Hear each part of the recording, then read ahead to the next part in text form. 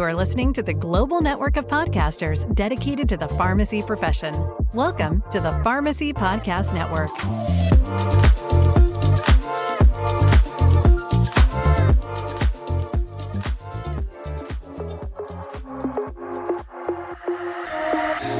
Welcome to the McKesson IdeaShare 2025 Post Show, where we bring you the showroom floor conversations from the changemakers in the pharmacy profession. This year's event was nothing short of spectacular, and in case you missed it, this is your opportunity to catch up on what went on in Nashville at the McKesson IdeaShare conference.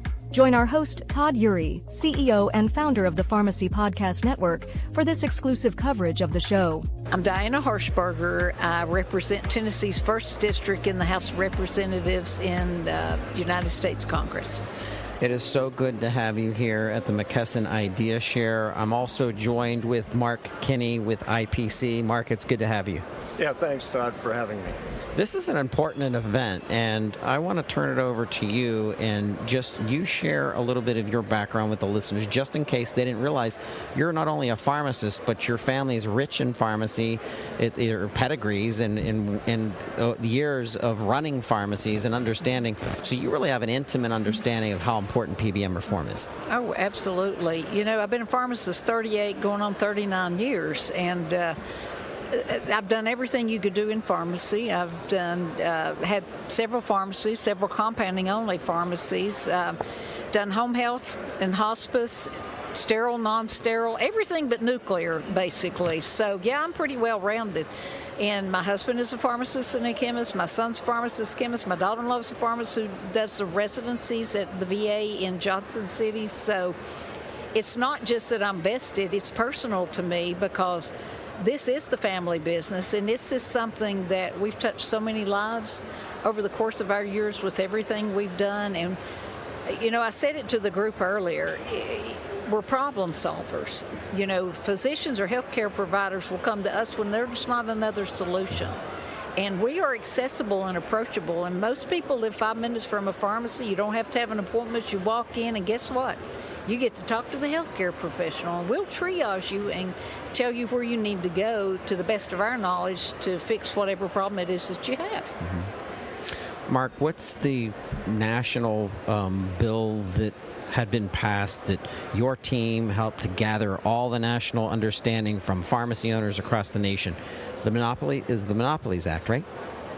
Well, we're working on that, correct? And I heard the Congresswoman say that, you know, she's working across the aisle with Senator Warren, I believe, as well. And yeah, we do see that being adopted in states like Arkansas, who's passed it, and Governor Huckabee has been a big proponent of it down there as well. So we're hoping to take that across the country and hoping to support the Congresswoman in her efforts out on Capitol Hill.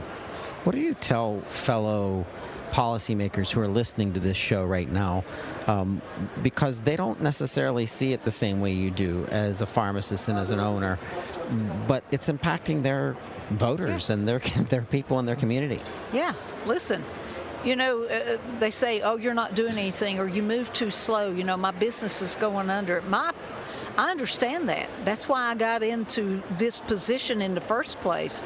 And you pay a price when you get into politics, okay? I never was in politics until I raised my hand and said, pick me. And you go get 16 other people with 80 years political capital.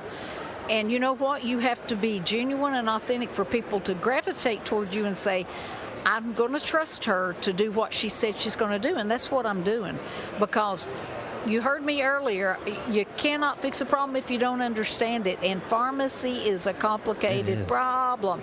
And we're probably the most regulated profession in the world, if you want to know the truth. Mm-hmm. But these pharmacies are just screaming for help. You know, I would go to the Hill for 25 years to talk to my congressmen and senators about the issues I face and the scrutiny with the overburdensome regulations that were crushing my business. And I'm like, they're not listening to me. So I said, I'll do it myself. And that's when I ran, and that's what I'm doing. And the legislation, just think, the FTC would have never taken up PBM issues if we hadn't called them and said, wait a minute, why are you not doing this? And they said the topic's not broad enough. And we helped them develop the right questions to ask on the front end before they ever went into this. And now you've got 2 interim reports later. You see everything that I told them was true. And I told them that I could have saved you a lot of money and time if you'd just listened. But you have a majority of our practice is vertical integration. And the entity that owns more physicians' practices than anybody else is United Healthcare. Mm-hmm. They own the practice, they own the pharmacy, they own the specialty pharmacy, they own the PBM, and they own the clearinghouse. If you remember what happened to Optum with Black Cat, a lot of independents couldn't get their money, and a lot of providers couldn't get paid, couldn't do prior approvals, people couldn't get their surgeries. That was because of a hack at Optum. Mm-hmm. And we know where we trace that at, but what happened to these places? They said, we'll give you $1,000 a week, you can keep your practice open. No. These providers used their 401ks, these independent physicians group, these pharmacies, just to keep their staff paid. And what happened at the end? And we had a hearing on this, and this came from the physician's mouth. A lot of those practices went under and had to close. And guess who bought them? United Health. Isn't that something? Look, you can't run from the facts. The facts will speak for themselves. There's some nefarious things going on in healthcare. We tried to tackle provider taxes, which I've said for a long time. On states, it's a money laundering scam. But if you stopped it, guess what? These nursing homes would go under, your hospitals would go under, everybody's screaming, we're going to die, we're going to die. And I had to remind my colleagues that you know whose original idea it was to go to 3.5%, which is what the Senate came back? It was President Obama. He said, we're going to do it. And they're like, we can't do it, we'll die. Well, now the Senate's implemented that on expansion states only. The non-expansion states, Tennessee's one of them. Some of them said, you know, this is too good to be true. And they're like, we're not going to do it. Well, praise the Lord that we did not do it. Guess what? We are going to be frozen at the 6% in provider fees. Listen, the truth will stand when the world's on fire, you all, and people don't want to hear the truth. They can't handle the truth. And this is what we're dealing with. You don't have to implement this overnight. Nothing up there does. Work requirements, we had to change. They wanted to stick it out for 5 or 6 or 10 years. I'm like, well, that's stupid. Why don't you just implement it in the next 2 years? It takes that long to turn a dang train around for any state to put 19 hours of work requirements on a Medicaid patient. And then SNAP mirrored what we did on Medicaid. And if I've heard it once, I've heard it 1,000,000 times. No, we're not taking anybody off Medicaid. We are taking able-bodied people and making them work 19 hours. Mm-hmm. And it's going to prolong that Medicaid for those who it was intended for, your elderly, your disabled, your children, and your pregnant women. Guess what? That program will be sustained for a number of years if we get all the fraud, waste, and abuse out of the system. Mm-hmm. It's not rocket science, you all. It's not. And they have known since I took office, I said anything with 3 and 4 letters in the agency's name, I'm coming after you because you need to be restructured or we need to get rid of you. Mm-hmm. And you see that with the EPA with Lee Zeldin. And look, when Dr. Oz brings my ACAPS bill up and says there's 85,000 pharmacists, we want to use you and utilize you to help us with health care, I'm like, yeah. That's what I'm talking about. You don't. It's simple, but you got to talk to your colleagues. My job is to talk to those people that serve with me because they don't understand. You should have seen the faces of the doctors' caucus when Dr. Cassidy came over to try to tell us about him and Bernie Sanders' PBM bill. They looked like deer in the headlights. They looked at me and said, "Is this okay?" I said, "I don't understand a word he's saying." And so we have to guide them on a 6th grade level and tell them, this is how you do it, this is what's happening. Because how did PBMs grow out of control? Nobody knew what they were doing. We still don't know what they do. Right. I don't think you get the rebates, do you? I know the patient doesn't. Heck, this is just, it's simple. I mean, it's not rocket science. You just have to explain to your colleagues, and it's a bipartisan issue. PBM is a bipartisan issue. That's just one thing we're going after. Man, if I had my way, I'd go after a whole lot more. And I will sooner or later. This is going to be a standalone bill, the PBM legislation. But the one that you were talking about, the patients before monopoly, that I agree with Senator Warren over, Arkansas read my letter on the House floor when they implemented that. It went through the Senate. She signed the bill. and gave me a shout out from Arkansas when she signed the bill. I think it's pretty sweet, and they're going to implement. And I think it's going to be my son, who's in the Senate now, in Tennessee Senate, that's going to introduce the patients before monopoly on the Tennessee side.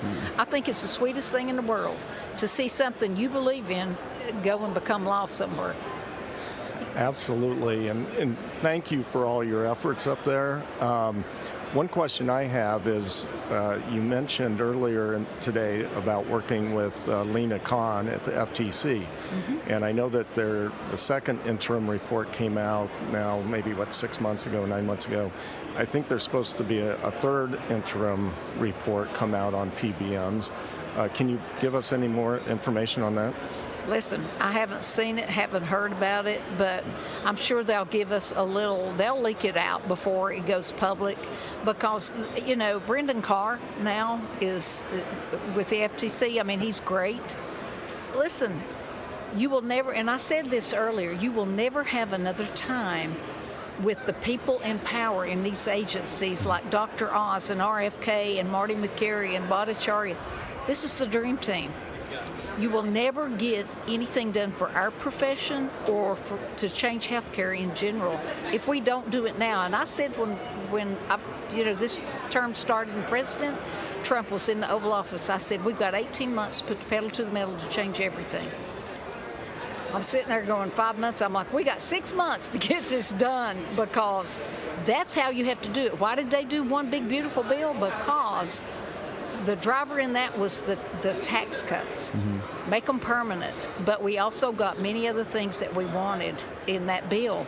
And we would have done a lot more, but it has to pass the Byrd rule in the Senate. Don't know about that bird bath. I'm not a senator, but I've got common sense, and I'm like, we'll just do standalones then. And we've got 2 more reconciliations, we've got appropriations, we've got a bunch of rescissions that were coming in. Listen, my goal is to change health care for the better, but don't add to the national debt. The biggest threat to our national security is the debt. We're going to be bankrupt. It's going to be your children and your grandchildren and their grandchildren that has to deal with this. I don't want my grandsons to look at me and say, Oma, you didn't do anything, and now I'm having to pay for your sins. I'm not going to have it. Not going to have it. I think we need more grandmothers in Congress. I'm just saying. That's right. Yes. You've been a leader with provider status and ECAPs. Yeah. Can you give us some more guidance there as far as where you see that happening? Well, Buddy Carter and I, as well as several physicians and nurse practitioners, we compromised the Doctors Caucus. And Dr. Oz came to us over CMS now, and that's the bill he's pushing. He wants to see us have provider status, basically. And they can't argue with that, because we don't have enough healthcare professionals, we don't have enough physicians, don't have enough PAs, nurse practitioners. We can fill that gap with our knowledge base and practice to the top of our degree. I mean, for God's sakes, why did we go to school all that time and me pay all that money? And I paid every dime of my student loans back, too. Just FYI. I mean, there's so many things that we can do as pharmacists, as clinical pharmacists, just from life experiences. And that's one thing I tell everybody. If you have an issue, raise your hand and run for something. I don't care if it's local, state level, federal level. If you don't advocate for change, it'll never happen. Never happen. Because I went to the Hill for 25 years and it never happened until I raised my hand and said, pick me. And then that's how you affect change, okay? Well, that, again, we're very appreciative of your efforts up there. I'm old enough, unfortunately, to know or experience back in 2010 that there weren't pharmacists in Congress. When I'd go up there and knock on doors, I didn't have a pharmacist to go to and express my concerns. And now with Buddy Carter and yourself, of course, Congressman Tran, he's not a pharmacist, but his wife is and owns a pharmacy. It's just really nice to be able to know that there's people up there representing our interests, so thank you. You have advocates in the House, in the Senate, because now the doctors are on board. They're like, teach us. I was like, we're going to put this on the 6th grade level so everybody will understand, because that's how I have to talk to other members, is to make it simple. Because I said, every one of you have districts that have independent pharmacies in your district, and they are suffering and they are hurting and they're screaming, and you need to sign on. That's why it's so bipartisan. So we'll get a lot of leverage. Now President Trump's talking about it. Of course it's going to get a lot of leverage. I'm not going to let it go. I'm going to be, you're the champion. You're of pharmacy. So he understands. There's a lot going on. You had mentioned about 340B and perhaps the need for changes or modernization maybe of 340B. Can you speak a little more to your thoughts on that? Well, we have to wait and see what the most favored nations, there's questions about that. And, I've talked to long-term care pharmacists. They're worried about the IRA and the 10 drugs that you're going to tackle first, like Eliquis or some of those. Is it going to drop reimbursement? And that may be what's sustaining the long-term care facilities. We don't know. But there's a lot to that. And, it's one thing to do an executive order, but you got to have the method to enforce that order and to make it become law. We're trying not only to pass that big, beautiful bill, but now we have to take those executive orders and try to implement those into law. While we're working on 2 more reconciliation bills, a health care package, and appropriations and rescissions. I don't even know why we had this week off. We should have been in Congress. Right. These people are not used to working. That's right. And that's the truth. They have to go back for 2 days. They were like, give us a week off. I'm like, golly, I don't know. Well, we so much appreciate you being part of this show. This is so important to get this information out. We appreciate all of your work. And if there's anything that we can do to help further your message, you just let us know. You let everybody know they've got some advocates in the House of Representatives, and we have people in the Senate as well. Listen, we're going to get this done, and we're going to make healthcare great again, and we're going to put pharmacy right at the top to be the most respected profession. And by gosh, I'm not going to stop till it's done. That's awesome. I mean, I want to go back to working. I got to save the country first, and then I'll go back to the pharmacy, okay? I love it. I'm still licensed. I'm not giving that up. Don't give it up. Representative Harshbarger, thank you so much. One of my favorite parts of being here at the McKesson IdeaShare 2025 is talking with the IPC team and nerding out on iCare Plus. But yes, there was a presentation that Samantha did with Kelly, and I want our listeners to know, number one, introduce yourselves to them, let them know what you do here at IPC, and then let's get into the updates of iCare Plus and some of the programs that are coming out from IPC. Let's start with you, Samantha. Okay. I'm Samantha Pomeroy. I'm the Director of Pharmacy Services and Specialty Programs at IPC. And I work directly with our pharmacies. I also work within our iCare Plus, our digital health department. Okay. And so I meet one-on-one with our pharmacies. I consult with them about their business. How can we help them have that freedom to farm? What different ways of revenue can we bring into their pharmacies? What different clinical things can they bring into their community? And that's what I help them get started in doing at IPC. Excellent. Kelly. I'm Kelly Stovall, Vice President of Pharmacy Services and Clinical Programs, and I enjoy this place so much. It's so fun to work with independent pharmacy owners. This year we have really done some exciting things. We are commercializing our RPM program with iCare Plus, and we've been working with our RPM administrator so we can make that happen for all of our stores. And as Samantha mentioned, we're really excited about a 503B sourcing and a specialty compounding clinic that we're rolling out soon. Excellent. All right, so there's a presentation that the both of you did. It really gave us some updates on iCare Plus specifically. So let's review that. So the listeners that weren't able to make the McKesson IdeaShare, what those updates are. Sure. So our presentation title was Closing Care Gaps and Unlocking New Revenue with iCare Plus. And we are perfectly positioned as independent pharmacy owners, independent businesses to reimagine what healthcare looks like and to close those care gaps for patients. But we need a tool to help us do that. And so to our audience in that presentation, we introduced iCare Plus and all of the different components. Integrated telemedicine, ways to virtually be able to meet with your patients, taking away that barrier and that gap of transportation. That's a lot of that's a big problem in rural areas. And so they can virtually meet with their patients. As Kelly mentioned, we're also commercializing remote patient monitoring. Our members are very excited about that, and that is really emerging. And so being able to monitor those patients, close those healthcare gaps with those patients that have chronic conditions or just falling through the gaps there in healthcare, and really just reimagining what does digital health look like in our business, and how can we care for these patients in a different way so that they don't fall through the cracks, and also be reimbursed for them. So that's some of the things that we discussed in the presentation, and it was a great outcome. That's awesome. Kelly, what I'm excited about is the rise, and I feel like IPC, you might not have, I don't know if you did this on purpose or not, but I think you probably did. You set pharmacies up for what's coming, and that is the rise of long-term care at home.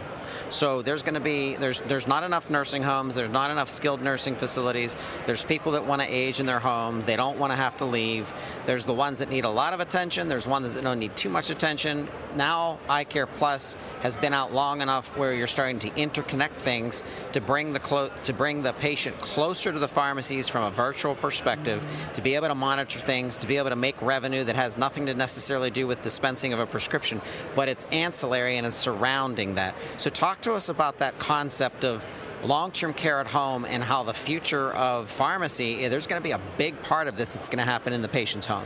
Yeah, I'm really glad you brought that up, Todd, because long-term care at home really encompasses many things. And I think one of the main things that we're pushing right now and bringing to our members is this remote monitoring. Because when you're discharged from a hospital, and we know that happens much sooner now than it did previously. So when you're discharged, you still need some monitoring, and it keeps, in fact, I had a friend recently that experienced a stroke, and he called, and after he was home from rehab, and he said, it's crazy because the last 2 weeks I was there, I could have been monitored at home. And I would have slept better. I would have felt like I was healing better. And so bringing this ability in this tool that we have to our members allows them to then really take advantage of that and go after those opportunities that are long-term care at home and monitoring. There's so many studies out there now that show pharmacist-led remote patient monitoring, even with the American Heart Association, how it truly does help conditions over time like hypertension. And so, we're really excited to bring that tool, put that tool in the hands of our members so they can take those opportunities when they come. Excellent. Yeah, I just want to say this, one of our members that has been doing remote patient monitoring with iCare Plus, in our presentation we had a video from her, and she told our audience basically in her video her experience with it, working with us here at iCare Plus and Digital Health, and how that remote monitoring has been going in our pharmacy. And she's been getting letters and cards from her patients just saying how much it's changed them. And she got our first reimbursement. She has a collaborative practice agreement. She got our first reimbursement, and so it's working. She's getting revenue from it, and she's having great great conversations with her patients and outcomes. That's incredible. And it's really about pushing our members to reimagine the care, reimagine the care that they can give to our members from their pharmacy and close those care gaps that are there right now. So what's the variance?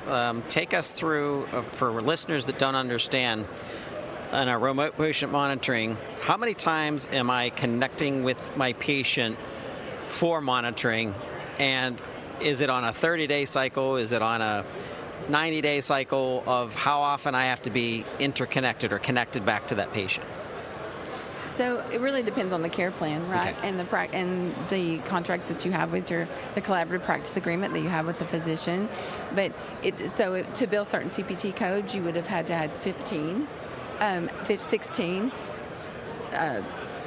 actually interactions with the patient, but monitoring happens daily. Okay. So that patient will sit down and they'll take their blood pressure on a daily basis. So you have that live data, that live real-time data to analyze. And anytime something's out of range, then an escalation will happen. You can call the provider, and you can have an intervention before things get out of hand.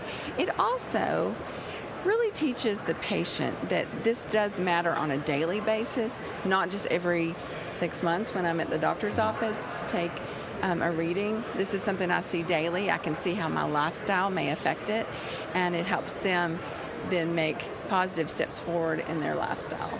And the platform is just, like we've been saying, it's just an amazing tool to close some of these gaps. And the remote patient monitoring piece within our platform is just truly amazing. When we show members, just a demo of it, they're always like, oh my goodness, is that their vitals in real time? And we can actually take our blood pressure here, and it pops up immediately for them to see it in the platform, for the pharmacist to see it. And so that's also something that we've worked really hard on, is we do have a remote patient monitoring administrator in the background, so they can help you, with your workflow, know how to build collaborative practice agreements. And the platform is just a really easy to use tool to be able to do this and provide this for your patients. If the listeners don't realize what took place on July 9th, there was a national press release that went out that I was extremely proud of, and that is that there is a health plan out there who chose IPC because of these systems saving seniors money and also preventing them going back into the emergency room, and that is IPC's agreement with Clover Health. So I'm really excited about that. We announced that on This Week in Pharmacy last week when it was out, while we were at IdeaShare, McKesson IdeaShare. So talk to me about that. That's setting the stage to do that over and over and over again with health plans throughout the country.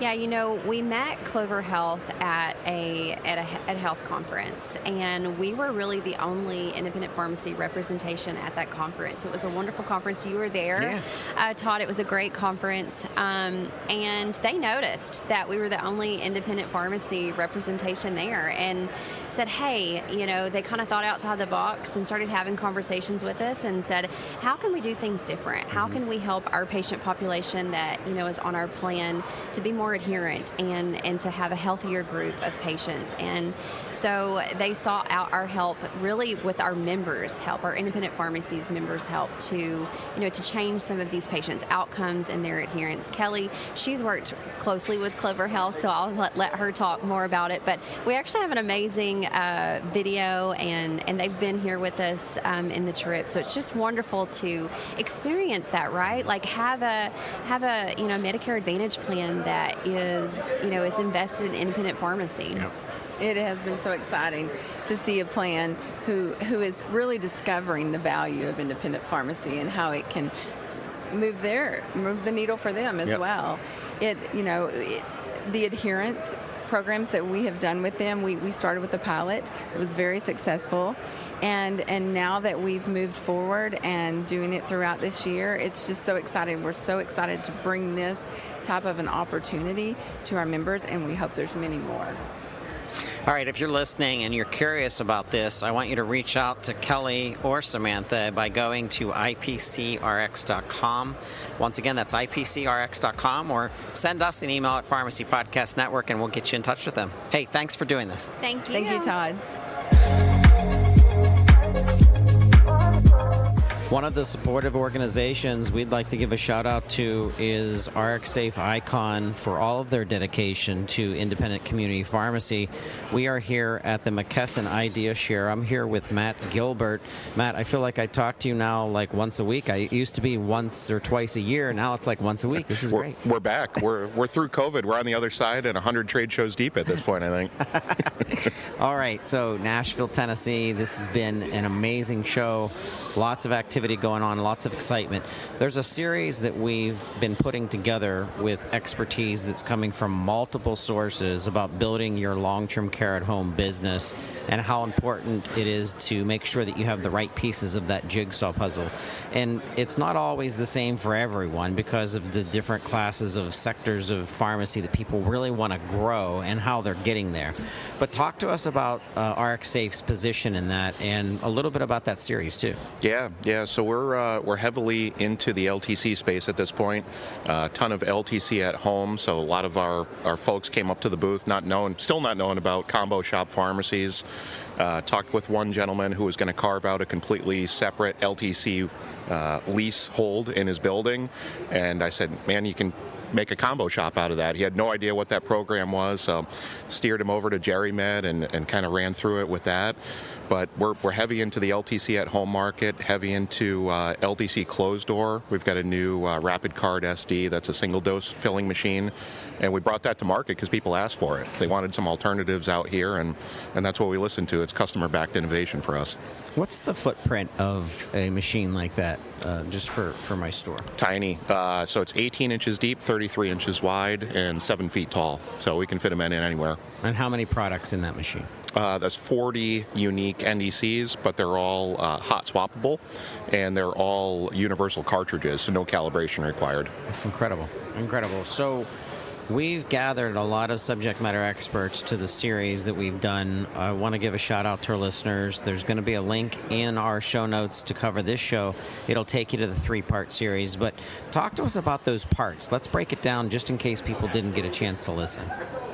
Because we're talking about GeriMed, we're talking about MedSense, we're talking about RxSafe, but why do I need all of those? Yeah, it came back to the term I coined, layering the cake. Yeah. Right? We did that at Atrium to start off the year, and that gave the groundswell of what we've got now, but you really need good partners in the industry, and we've found those through all those different partners you just mentioned.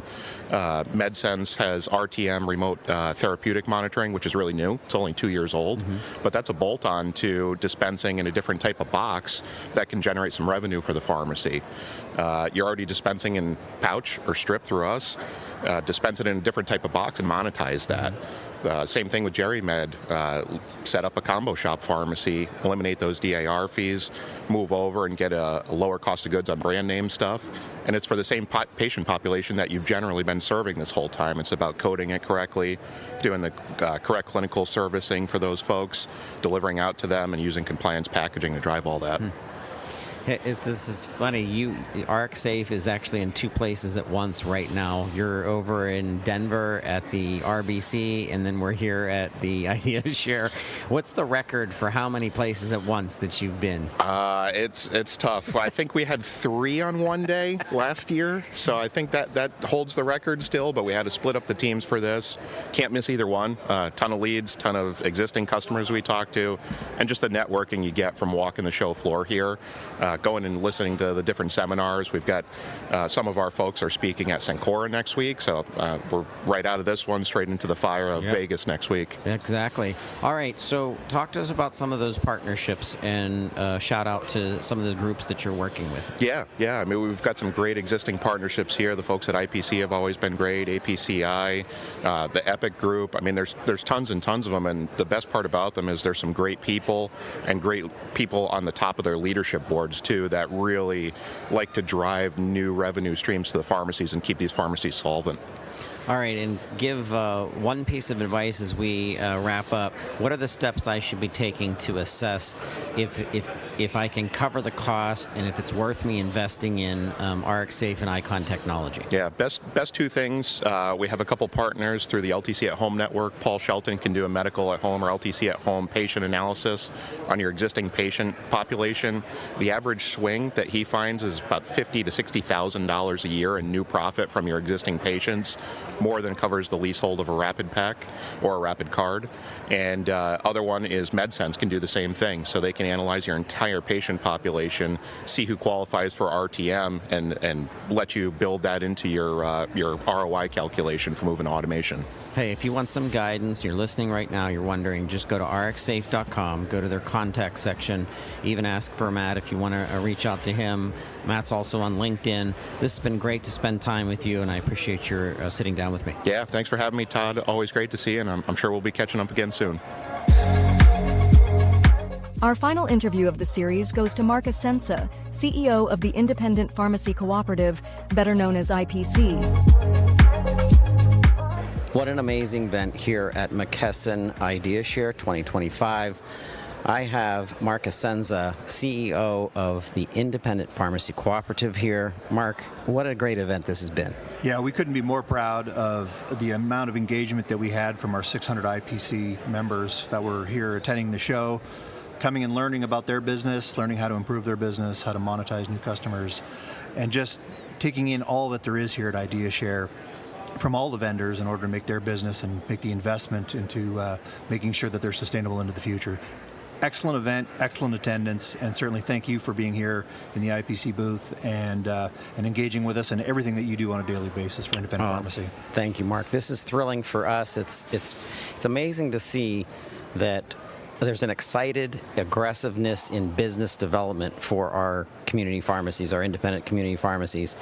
Some of the programs that they're leveraging to grow their business are based on what IPC has cultivated and developed.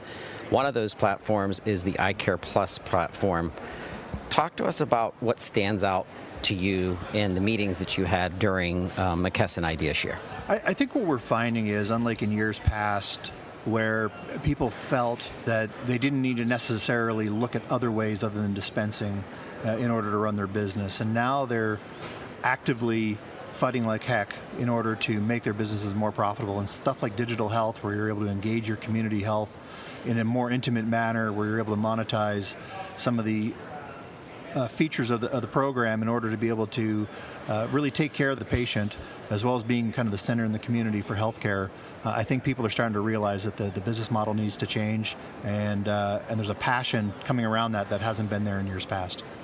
There's pharmacy owners listening to this podcast right now who are frustrated, obviously, and what they're going through. We know that PBM reform is bubbling. We had an amazing interview with Representative Buddy Carter, and the bill that was proposed.